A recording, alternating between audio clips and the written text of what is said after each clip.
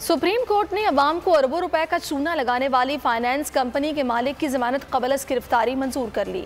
मुलजिम सैफुर रहमान की अदालती अहाते से गिरफ्तारी पर इजहार बरहमी, हिरासत में लेने वाले नैब अफसरान को 1000 रुपए के मचलके जमा कराने और आइंदा समात पर पेश होने का हुक्म।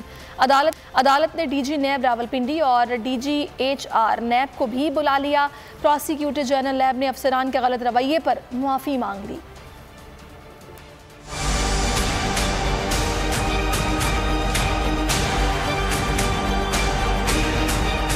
फ्रॉड के मुल्जिम की अदालती अहाते से गिरफ्तारी, सुप्रीम कोर्ट की बरहमी, मुल्जिम को जमानत मिल गई।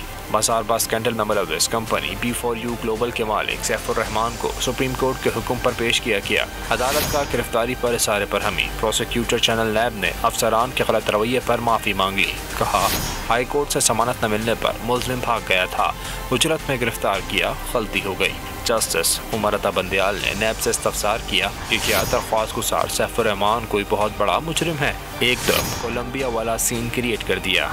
एस्कोबार को भी शायद ऐसे ही गिरफ्तार किया गया था। मुल्जिम की 1 करोड़ रुपए के मचलकों के एवज जमानत मंजूर। गिरफ्तारी में मुलव्वस नैब अफसरान को 1000 रुपए के मचलके जमा कराने और आइंदा समात पर पेश होने का हुक्म। अदालत ने DG नैब रावलपिंडी और DGHR नैब को भी बुला लिया। सैफुर रहमान पर सरमायाकारी के नाम पर अवाम से 119 अरब रुपए लूटने का इल्जाम है।